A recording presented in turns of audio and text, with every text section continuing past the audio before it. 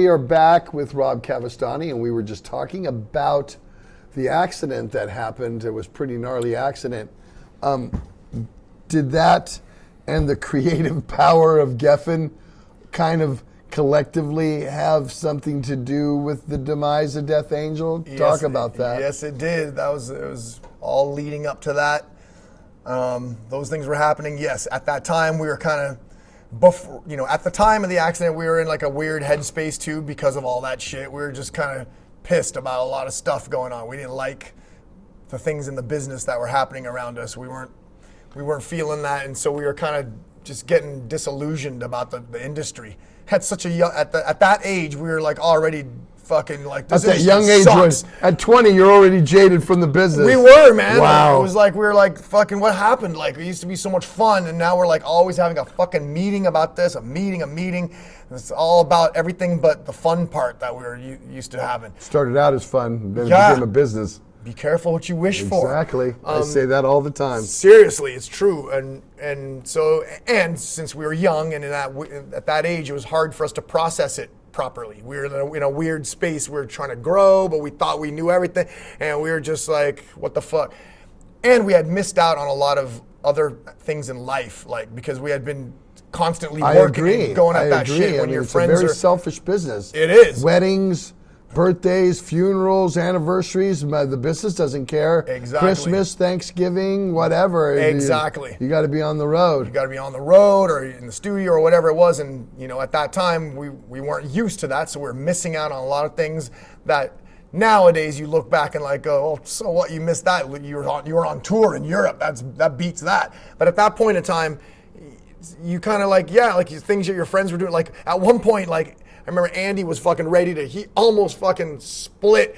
He almost split from on the tour in Europe because he wanted to go to his high school, the prom or whatever the thing. He had a thing. It was his girlfriend, his thing, and he's just been gone the whole time, and he's missing like all this stuff at school and his friends, and he was like bumming because we were just like working all the time and not like and getting disconnected from your friends and people at home. And he was literally trying to split the tour and like get on a flight back home to hang out with his friends at the school thing, like because that's kind of we're missing shit like that. Yes, it sounds weird now. Maybe you're like, what? Why would you do that? But at the time, your mindset, you're like, man, fuck. I want to hang out with my people. I'm cut off. So when the accident happened, of course, it like put us in a weird like state of paralysis as far as the band. We couldn't do anything. Andy was like massively injured, and we were like in shock. And so basically, what happened was that our label said, all right, well, so you guys are going to get another drummer and continue with the tour, obviously. And we were like, no, we're not doing that. No, we're not. We're waiting until Andy gets better, and then we'll continue what we're doing. And they're like, but that's going to be a while. Like the dude, like it's going to be months or what. He's got like he can't play. And so we're like, yeah. So we're on pause for right now. And they were like, the label was, no, that's not how that's not what happens. What happens is you get a different drummer, you get back out promoting this record now. And we just basically gave him the middle finger. Like we just basically told him to fuck off. And then shortly thereafter, they weren't playing. We all of a sudden got a notice that said, well, you guys are dropped from the label. You won't play ball. Goodbye. We'll get somebody else who is professional. You guys can just hang out at home then. So we were like, oh shit. But side note, they actually kept Mark, which was a bummer in that point in time because that kind of put a weird vibe between us. Obviously, we're like, oh, Mark's still signed, but they dropped the band. Like we didn't know. We were like, what are they? They want him to do a solo thing, or they want to get a whole nother band and have him replace all of us and have Death Angel be Mark with other dudes, or we didn't know what that meant. But all we knew was that he was still signed and we weren't.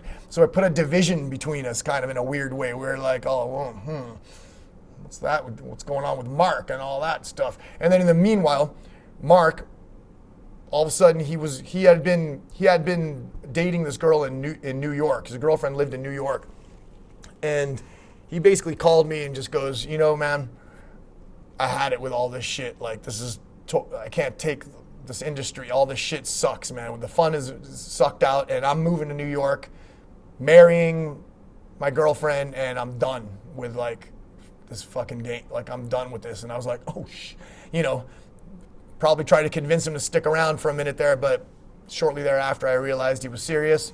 So off he went. He left the band, and that was it. So at that point we were just like, well, fucking.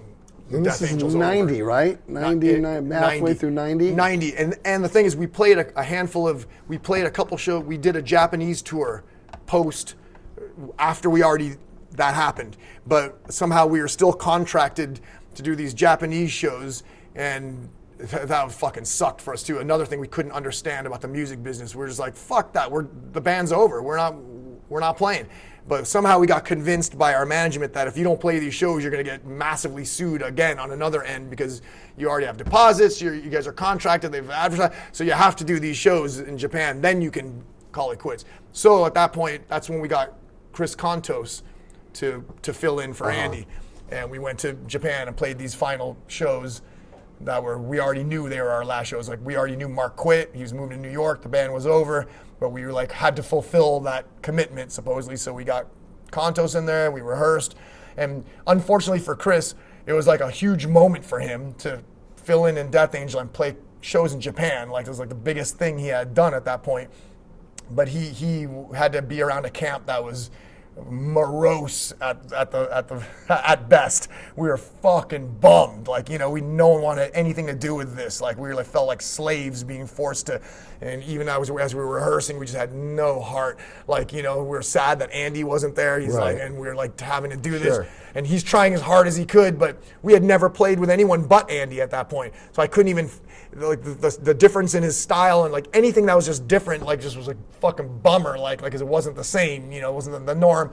We went out there and did these shows. Man, I remember. And again, I bet Chris was fucking excited, but like he just had to be around us where we were just like no one was talking. We were like fucking hating it.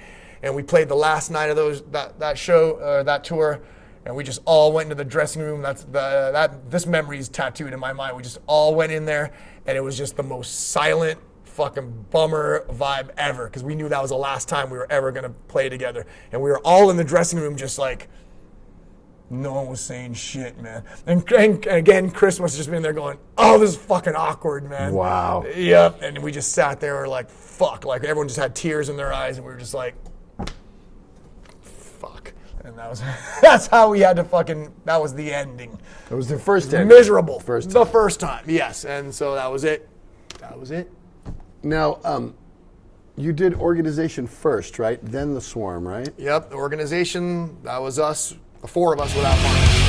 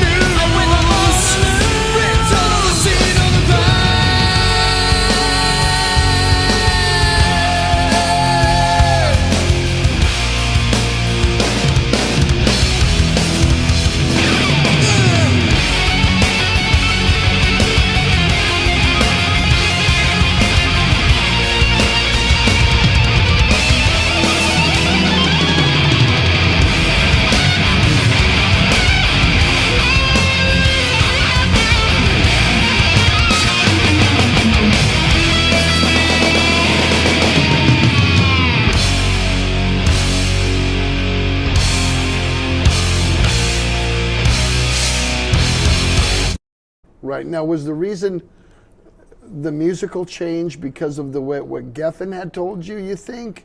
You think they were right in some points and maybe you were trying to not be as aggressive musically to try to be radio? What was the musical? No, I can see that our musical direction came from us being very, again, just disillusioned to the whole industry, and the industry more being like the metal scene and everything that we were a part of. We just wanted to distance ourselves from that as much as we possibly could. Like to us, we were trying to go as different as we humanly could. Like we would have even gone even further away from rock and metal if we could, but we still naturally played some metal-ish type of thing, and we were trying to depart from it as hardcore as possible. We didn't even want to have any connection. We never used like formerly Death Angel or members of Death Angel. I remember that. That's one of the reasons why it was total, we could get nowhere with that band because we started from complete scratch. And we wanted it that way because we were so prideful. We didn't want it. We wanted to do our own thing. Total departure. Now, what was the difference between Organization and Swarm? So, the Organization was the 4 guys in Death Angel without Mark. Right. And then after that, we did two records and toured, and we just couldn't get anywhere with that band, and we just ended up, breaking up. We broke up in New York after our show at the Limelight when we played the Limelight, and then we came out to our van, and somebody had fucking slashed all our tires. Like, all 4 tires were flat. We're like, that's it! That's it. This is it. That was it! That's we're the like, sign it was on the miserable. wall. The writing on the wall. Fucking that's the end, man. Yep, we just canceled the rest of the shows and drove straight home from New York. That was the quietest 3 days of driving ever. No one said a fucking word. We were just like, fuck this, man. And we were just discouraged as fuck, coming from tour buses and all the thing, and now we're in a van and we can't even slash our tires, and we're like, God damn this fucking music bullshit. So yeah, so we went home. That was, Organization was done. And then we did some other shit before Swarm. Swarm was now the gateway back to Death Angel again. Right. That's when Mark had moved back from New York and contacted me just to rekindle our relationship, because we'd just been completely estranged after he moved to New York, and it was a bummer because we used to be very close. And but before that, I had this band called Smokestack with John Minor on bass. I don't remember that. John Minor, bass player of DRI at the time. Yep, and it was him and me and Andy on drums. We were a 3-piece, and we just had other musicians, like a sax player came in, and my other cousin sang background vocals, and we were doing a total. Now this was definitely not metal. This is more of a bluesy, grooving bluesy. I don't know, bluesy grooving music. We just didn't want to deal with metal and the whole thing. We just felt like metal betrayed us. You know what I mean? We felt like we gave our lives to metal, and look what fucking happened to us.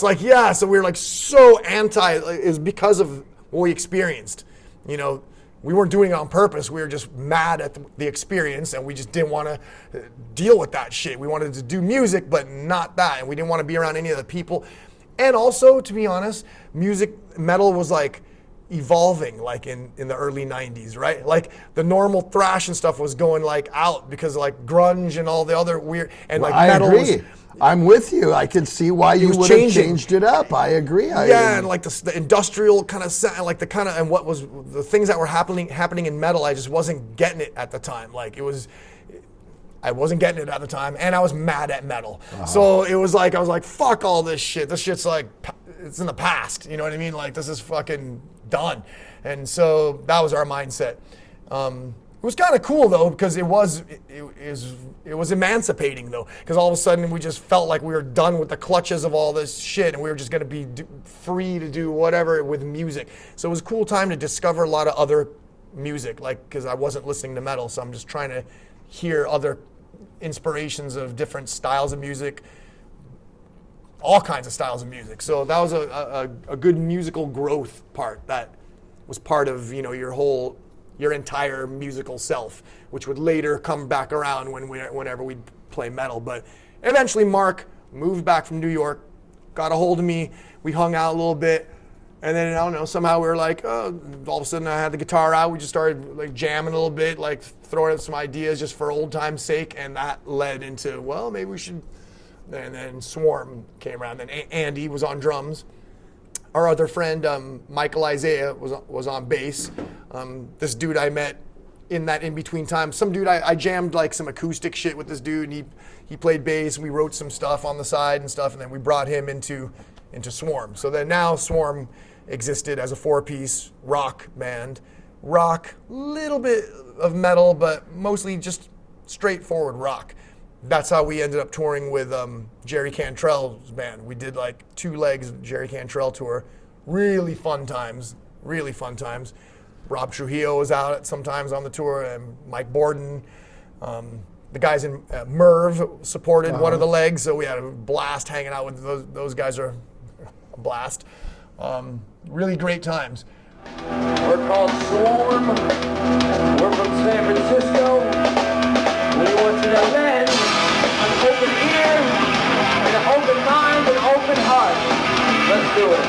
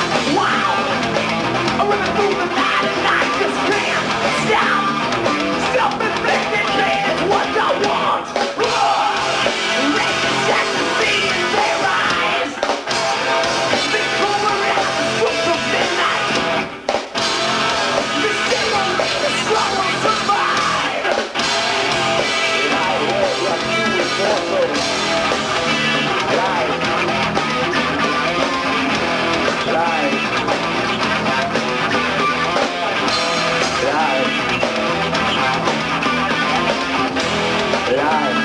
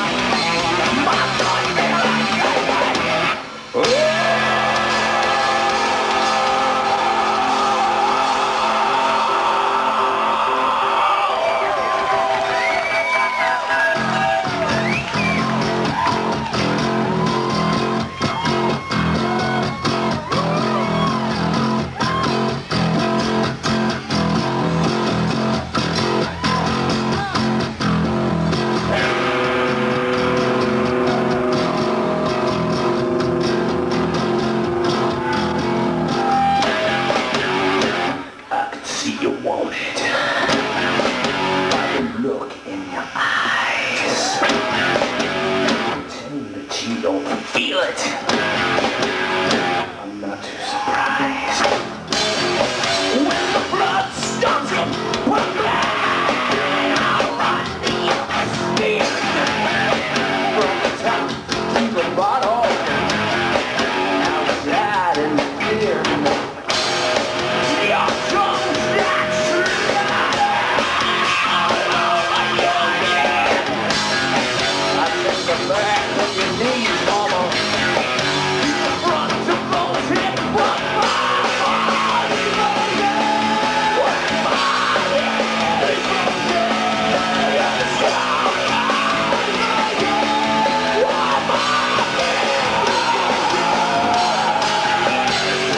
now I'm riding. You know it feels nice. You look a little flush, girl. I'm hypnotized. Let's face moving forward. That got word. 'Cause you know the time is now, honey. So let it be my body. When my head is over, you're the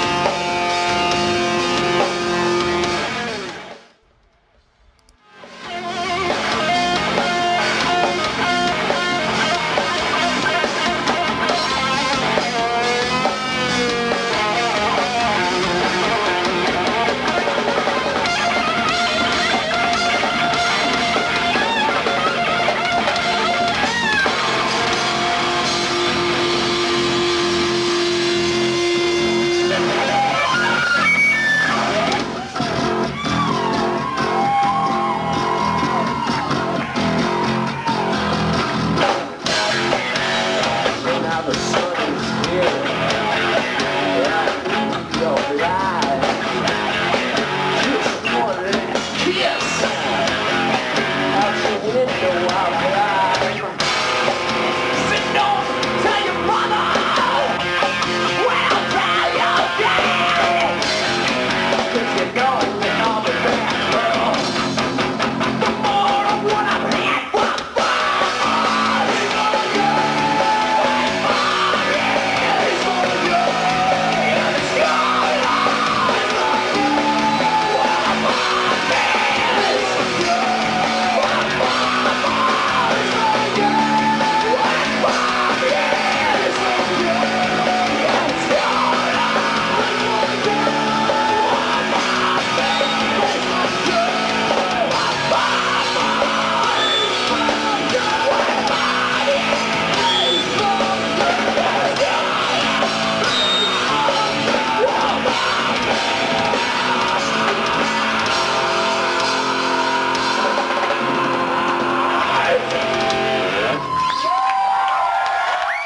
And the way Swarm transitioned back to Death Angel is that when we were out on tour supporting Jerry Cantrell, we got a call about this.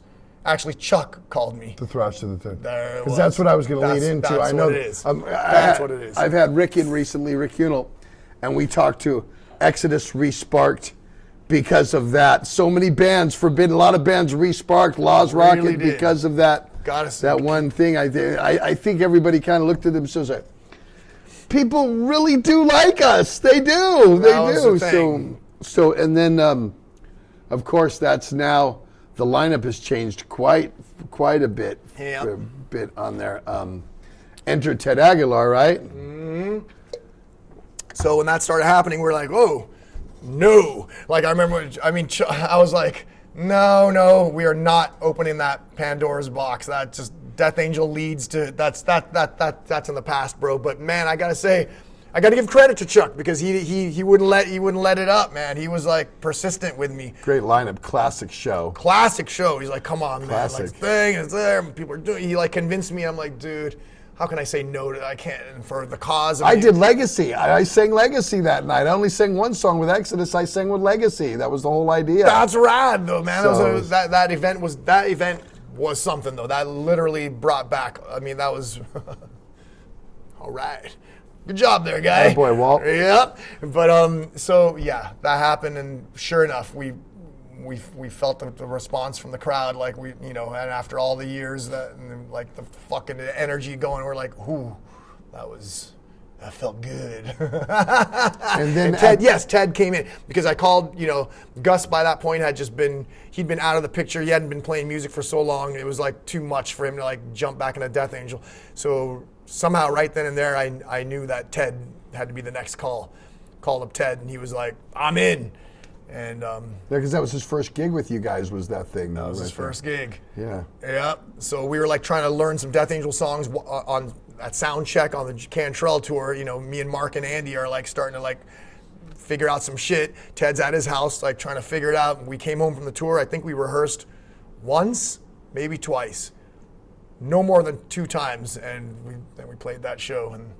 There you go. Now, did that spark the whole thing for The Art of Dying and that whole That sparked cycle? Everything. Yeah, absolutely. We did that one show, and then as soon as we did that, people started contacting us. Like we were like, okay, people wanted to book Death Angel. Right. We were like, no, that was a one-off. That was it. No. Until of course we got a call from fucking Dynamo Festival, and we're like, oh, that's fun though. Dynamo Festival's fun, and they're like, all right, so. They want Death Angel on the Dynamo Festival and to do the pre-party the night before. And then the way we worked it in, we pulled a Craig LaCicero move over here and said, all right, we'll play that if Swarm gets to play too. Like bringing in your other bands on the thing, like, as part of the deal. So Swarm opened the show and then Death Angel we double dutied that opening night. And that was the night that Swarm died and Death Angel came back to life. Yeah, because we did our Swarm set and it was cool. It was awesome. People gave us a lot of respect and we were like, that was fun. Then we went and then we came back as Death Angel and it was like, we're like, oh yeah, that's way more fun. the energy went.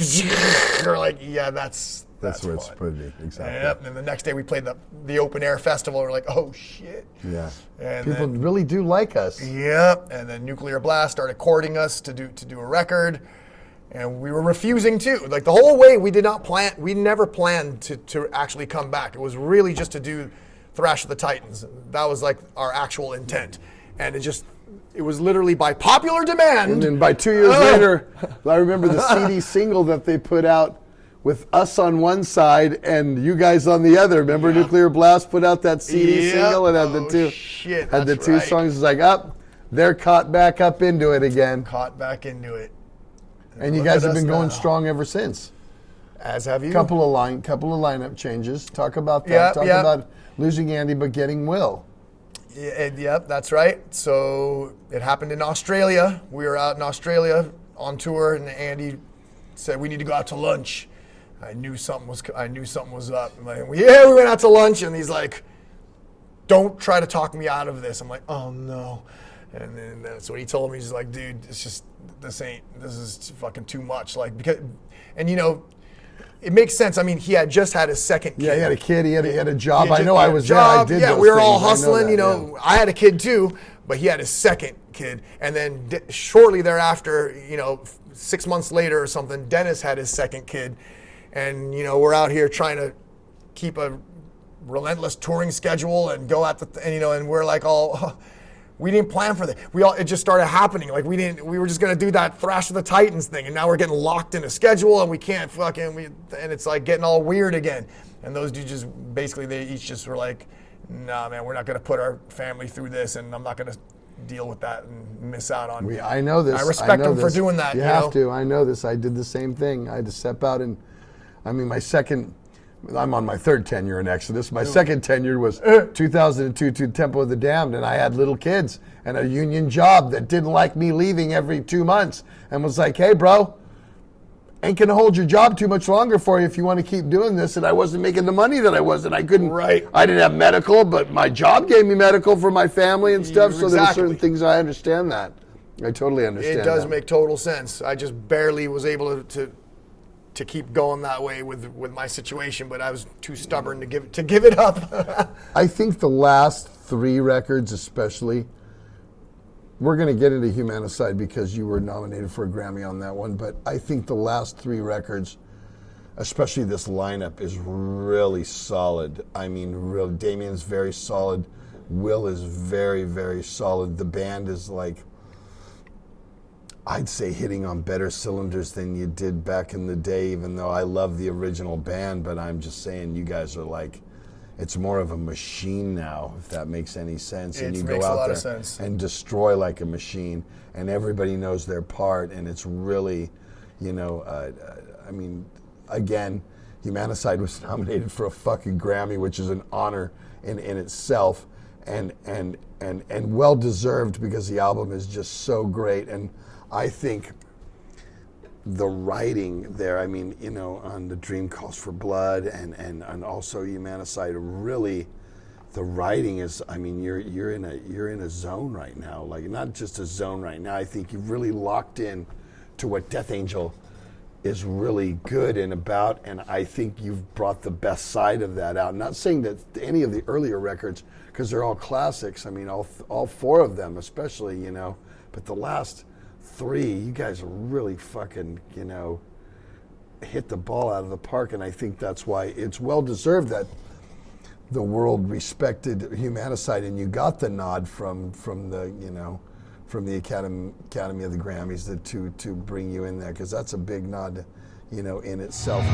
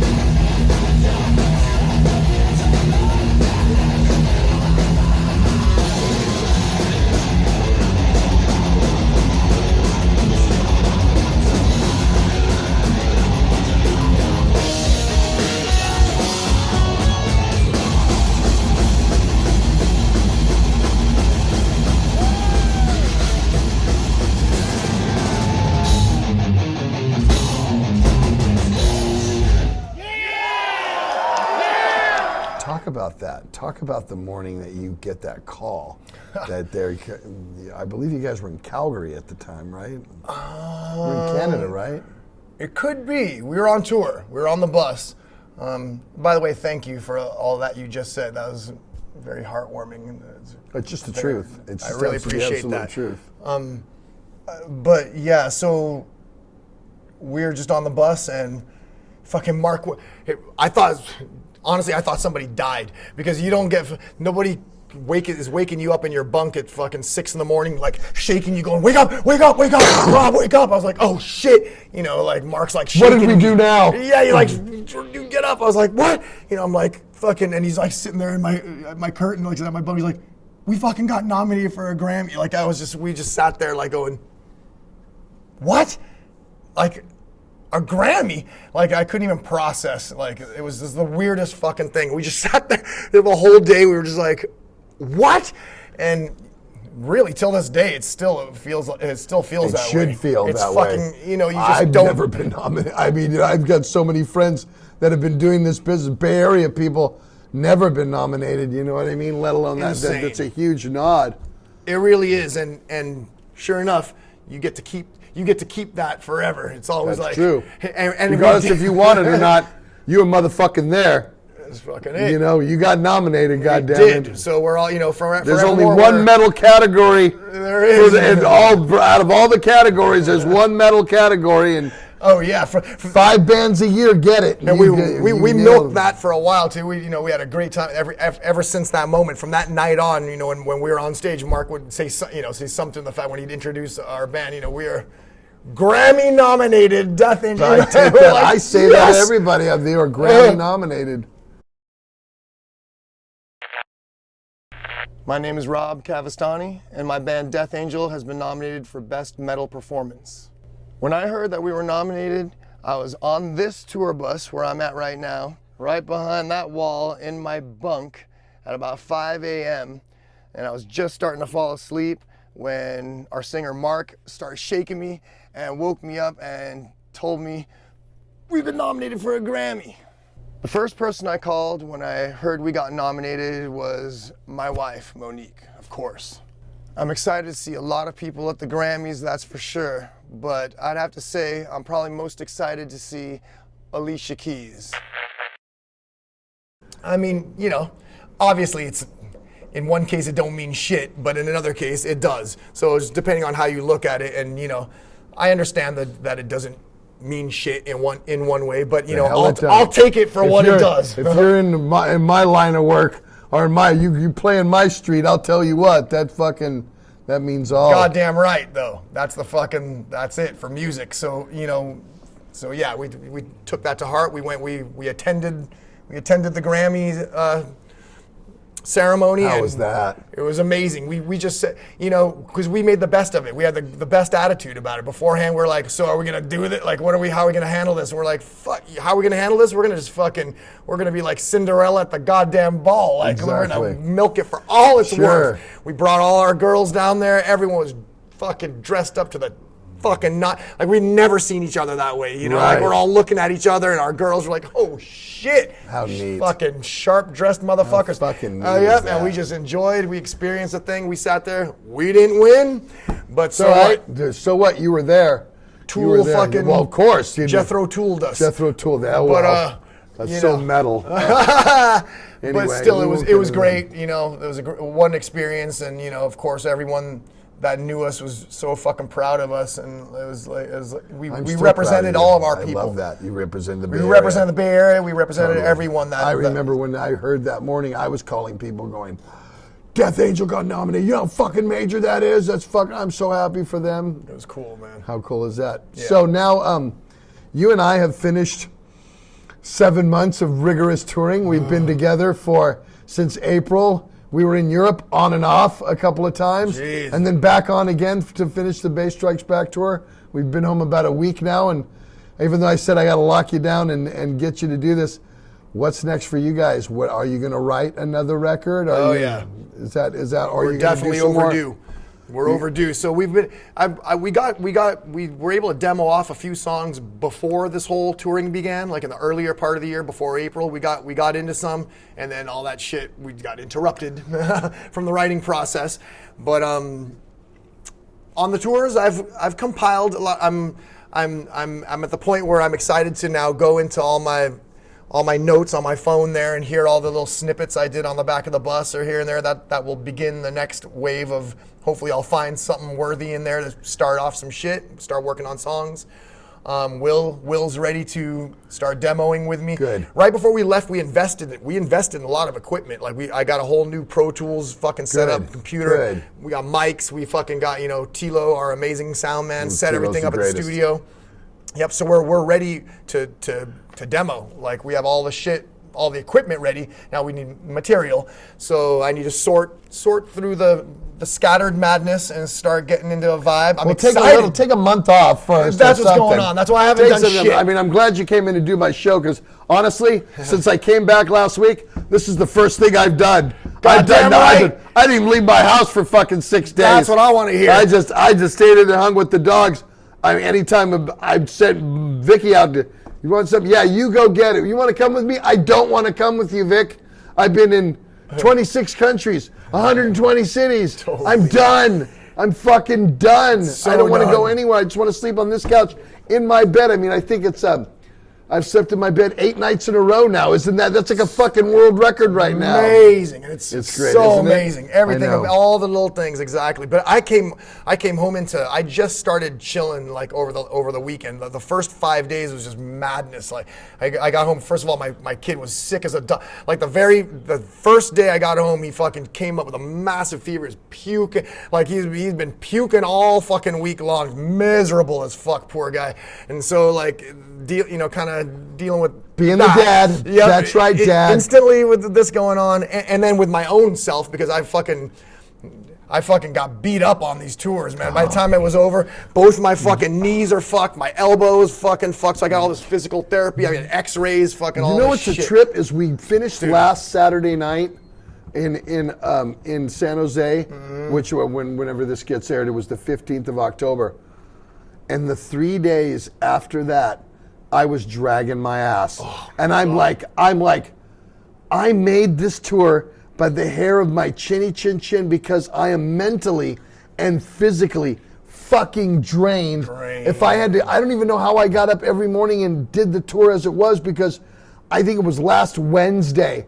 I got up and I was like, I am fucking beat. Hell yeah. I am fucking beat. I'm glad that ended on Saturday night because I don't think I could bang right now. I'm fucking shot. My neck, my back, just my body aches. It's like, Yeah, that was the collective situation. exactly. Everybody, it's So like, now we're recharging. Although Exodus does have to go to South America in November, December. It's like, fuck. I know. I don't envy you guys, to be honest. That's I what do they want to go say. back. I do want to go back. That's It's what been they a while. But right now, currently, I'm like, oh yeah, glad I don't have to go back out. But you guys are gonna kill it, obviously. We know. We're still riding away. Might as well. Do you have stuff booked after that, or do you have a little time after that? As we were sitting here, I got a text message from Mr. Gary Holt about something cooking in January and February. That soon? So I'm like, it and never his response was, I'm in. And I'm like, boy. oh. Okay, so I've got to revisit that, and we'll see what's up. But Wow, you guys. well, I guess man. maybe not, Rob. Maybe not. Be guys. careful what you wish for. I We went know. from Ted and I talk about this. We went from famine to feast Absolutely. in no time. So In no time, man. Well, the thing we're looking at right now is in May, I think. So I'm like, oh. I was that's hoping good. that. That's I good. was hoping after the South America thing till May, but we it can get kind till- of doesn't look like it from this text message that I'm looking at anyway. We'll Also, see. we got to write, man. If we keep saying yes and doing Well, all see, these we tours, have a new record out that's only Yes. been out a year, not Right, even a you're- year yet. you're Next month will good. be a year, so You're good to we're- go on it's that. basically a new album, so It is. It So is. we still have killing to do, so we'll see. Yeah, I want to stay home and write for a while. There you go. Yeah, work on that for a little bit. Plus, I got another cool thing I'm gonna have to throw out there. My guitar comes out next month, so that's a big. Talk about that's it. a big thing. For ESP? me. Jackson. Jackson. Yep, my Jackson. I've been playing I've been playing basically this one shape of my custom Jackson like since Act 3, since 1990s when I invented this guitar. And it's like it's my shape, my signature guitar, but that's only been available as custom shop until now. So finally, this guitar is coming out as a production model, which means it'll be available wherever. Great. My guitars. So yeah, I'm dealing with Jackson right now with all the promo stuff. It's fucking exciting because it comes out on November 30th. They're taking pre-orders right now, and then now I'll be the next. Now I'll join Gary and Ted and the rest of the guys trying to promote their cool club. You'll be in the cool club trying to sell my guitars. I'm not in my cool club. I don't have nothing to sell. Oh well. So yeah.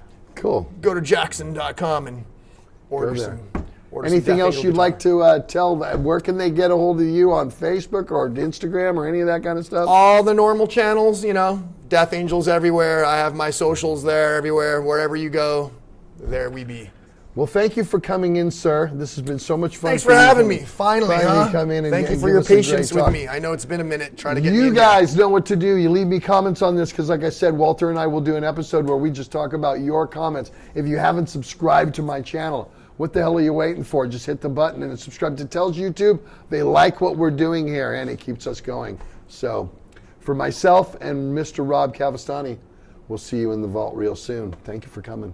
Thanks, brother. Awesome. Good to be here. Music's biggest night, just 2 days away. KPX5's Betty Yu shows us the epic Bay Area band that could win Grammy Gold. The name of the band is Death Angel. Think thrash metal, crushing tragedy, and amazing perseverance. They're now up for their first Grammy. At Slim's in San Francisco, they lined up early for the sold-out show. These guys are awesome. I love this music. They're very inspirational. It's amazing. As the crowd jammed the floor, Death Angel hit the stage. This concert is at the end of a grueling 5.5-week North American tour, packed with 32 shows. During that time, somewhere near Calgary on the bus, the band got the news. Opens my curtain of my bunk and just starts shaking me. It blew my mind. It absolutely blew my mind. All our phones have been blowing up. The whole bus started getting more and more excited. It was a hell of a way to wake up. Death Angel got a Grammy nomination. Our first Grammy. It's for Best Metal Performance. It's pretty overwhelming, exciting, and nerve-wracking at the same time. The song is called Humanicide. It's about the end of the human race by the human race. It's a well-executed, uplifting yet dark thrash song. Death Angel began 38 years ago. They started very young. The original band, 5 kids of Filipino descent, all cousins from Daly City and Concord. Their parents brought them to a Kiss concert at the Cow Palace. They got hooked. Within 5 minutes of seeing them, I knew that's what I want to be when I grow up. That is what we wanted to do with our lives. As for the band's name, who names their band Death Angel? And I think if you interview the other guys, they'll tell you 14-year-old kids name their band Death Angel. One night at Ceremony Mall, They walked into a bookstore and just saw this novel called Death Angel, and that's the name. We wanted something like Black Sabbath. To us, that was like the coolest band names. The original band included Gus and Dennis Peppa, Andy Galliant, Rob Cavestany, and Mark Asageda. Death Angel helped define the Bay Area thrash movement of the 80s. Just think of heavy metal as very souped up, revved up. It's something that just gels very naturally with teenage angst. Their music, I am, well, from hearing it for so long now, I'm getting used to it, but it's still, you get to love it because that's what they do. The Cousins had a blast. They opened for Metallica. People magazine wrote about them. But then, while on tour, early morning in 1990, a terrible bus accident in the Arizona desert. We were going fast down the freeway. We were supposedly going about 80, 75 miles an hour. And the driver fell asleep and lost control, and we just kind of flipped over and went on our side and slid like that for hundreds and hundreds of feet. The drummer suffered severe injuries. Their record label dropped them, Legal problems followed them. We were just inside of a nightmare at that point in time. The band disbanded. I've had enough of it. I've had enough of the music industry. I was kind of embittered, I guess. They went their own ways, made their own music. Then, about a decade later, a benefit concert for a sick musician brought everyone back together.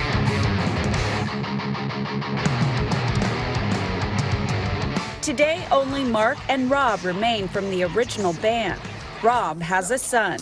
I just mainly see him as my dad. He's a really cool dude. The current lineup for the past decade includes Ted Aguilar, Damian Sisson, and Will Carroll. They're all going to the Grammys. It's very well deserved, and I think long overdue. Yeah, I was like, whoa, this is really happening. You know, we grew up watching the Grammys. You see all your heroes. If it wasn't for music, I'd probably still be a virgin. It's the Olympics of music. For every time that you get up, you get knocked down, you need to be able to withstand that and just keep coming back and believing in yourself. Immediately after the Grammys, Death Angel packs up for their European tour. First stop, Denmark. In San Francisco, Betty Yu, KPIX 5. Wow. Like I said last what a night, I great am story. so pulling for these guys. Yeah, right? Daly City, Concord, these are Bay Area people. Yeah, we are rooting for them for Let's sure. go. Yeah.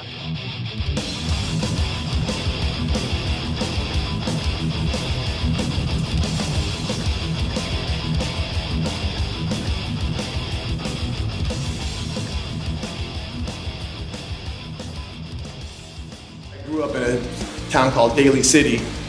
And in Daly City, there's like a lot of Filipino kids there. It's like a Filipino mecca of California. But in the middle of third grade, we moved to a place called Concord.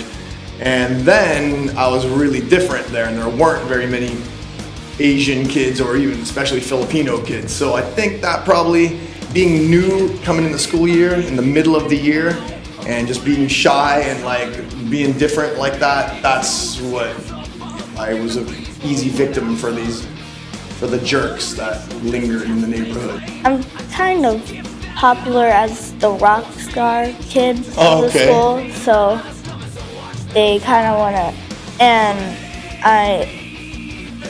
I've told people that I do martial arts, so I guess they want to test that out.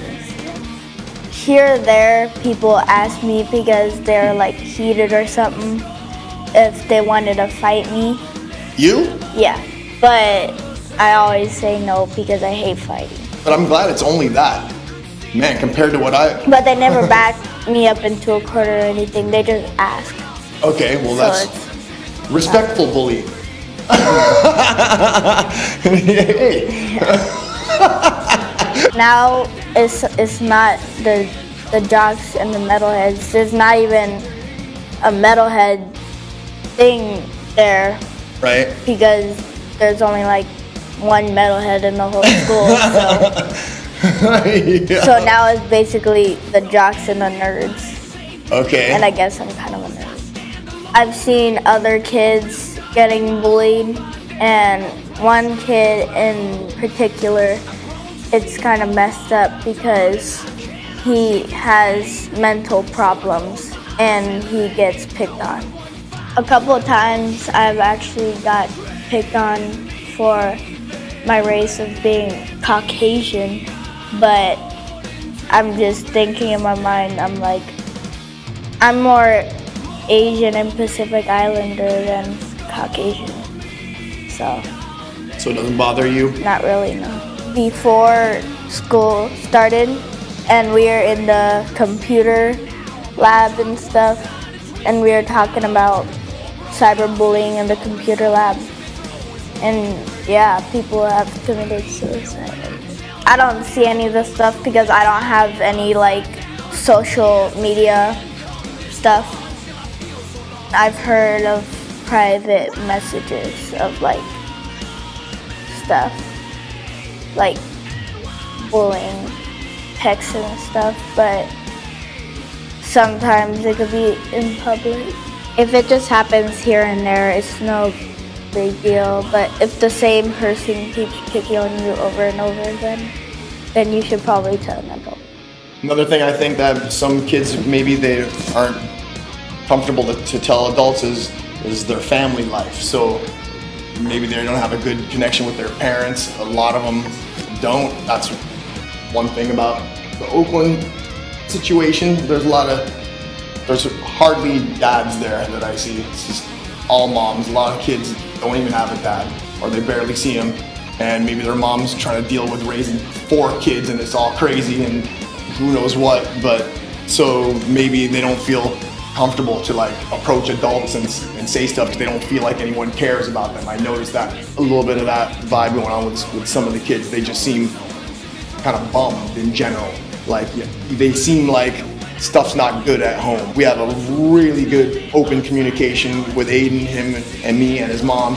And you know, we always have talked about that you could tell us anything, you know, we won't judge you or you won't get in trouble if you want to confide about anything. Like, so that probably helps for, I'm hoping, like that you're just a pretty happy guy and like you don't seem to, you just tell us all kinds of stuff. You definitely tell me and talk to me about things way more than I ever talked to my parents about. Like I would never even talk to them about it. You like, my parents are awesome. Well, thank you.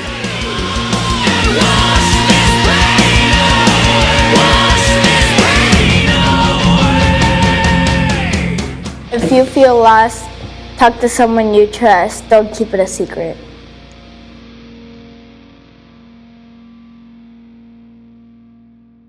I'm rolling. Bullied. Bullied. Maybe you're the bully. That's why. You're doing the bullying. Can't believe you bully everyone around your school. It's so mean. I don't bully. I know, I'm just kidding.